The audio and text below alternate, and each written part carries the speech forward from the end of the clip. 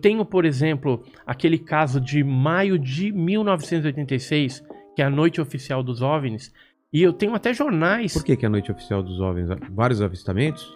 Foram mais de 20 objetos voadores não identificados nos céus de São Paulo, São José dos Campos, Rio de Janeiro, e o brigadeiro Otávio Júlio Moreira Lima, da Força Aérea Brasileira, comunicou o José Sarney, o presidente, para que eles pudessem mandar aeronaves de interceptação, caça Mirage e F-5, para que interceptassem aquelas mais de 2 dezenas de OVNIs que estavam saturando os sistemas de radares, ou seja, foi detectado em 3 tipos diferentes de radares. E aí os pilotos decolaram.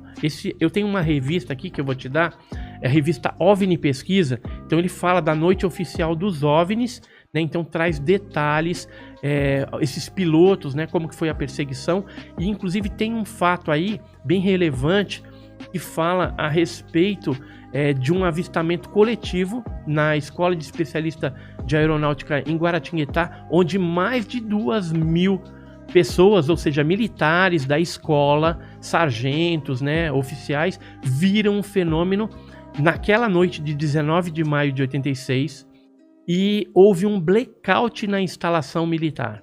O próprio capitão me deu essa entrevista falando a respeito daquela noite.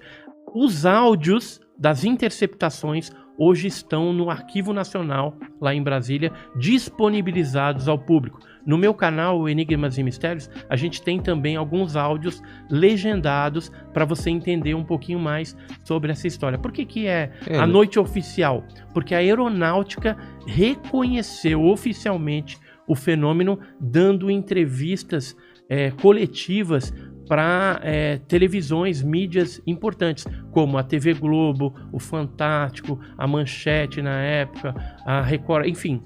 Houve uma divulgação bem interessante por parte desse caso, onde teve testemunhas de credibilidade, ou seja, pilotos, militares que viram os OVNIs, né? E ficou confirmado que se tratavam de objetos voadores não identificados. Inclusive o governo brasileiro comunicou o Departamento de Defesa norte-americano. Eu tenho um fax em inglês, né, onde eles falam, até dão detalhes ali, que o Osiris Silva, né, que era ex-presidente da Embraer, né, estava, parece, indo assumir a Petrobras ou a Embraer, não lembro, saindo de um para o outro.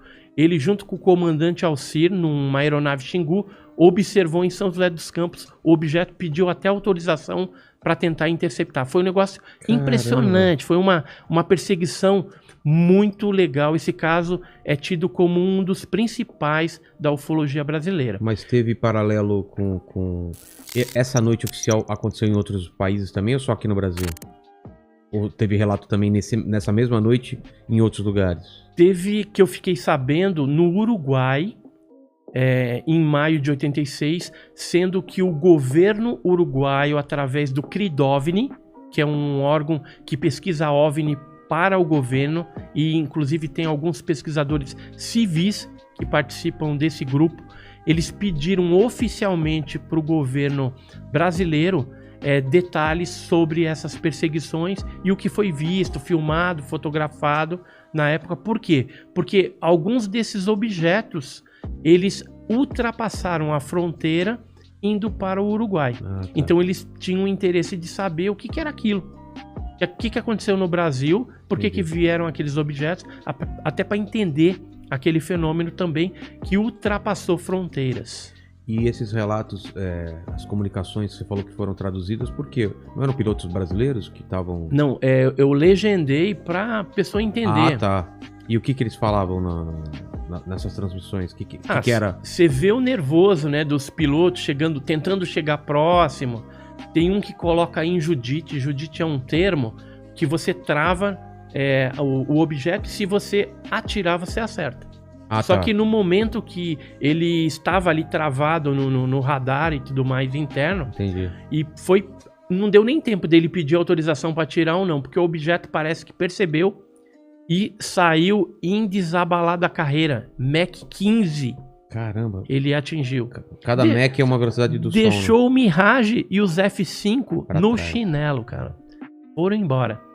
Caramba. E o interessante é que assim, isso foi 19 para 20 de maio. E foi uma nave que veio, despejou isso aí tudo.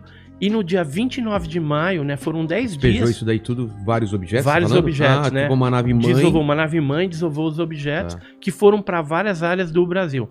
No dia 29, voltou esse grande aparato, esse grande objeto voador não identificado e recolheu os objetos pequenos, né?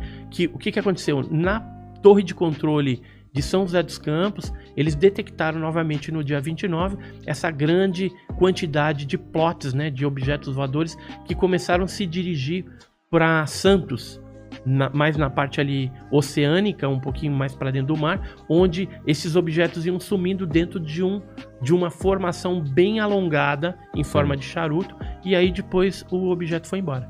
E aí acabou a noite oficial dos OVNIs, que durou 10 dias.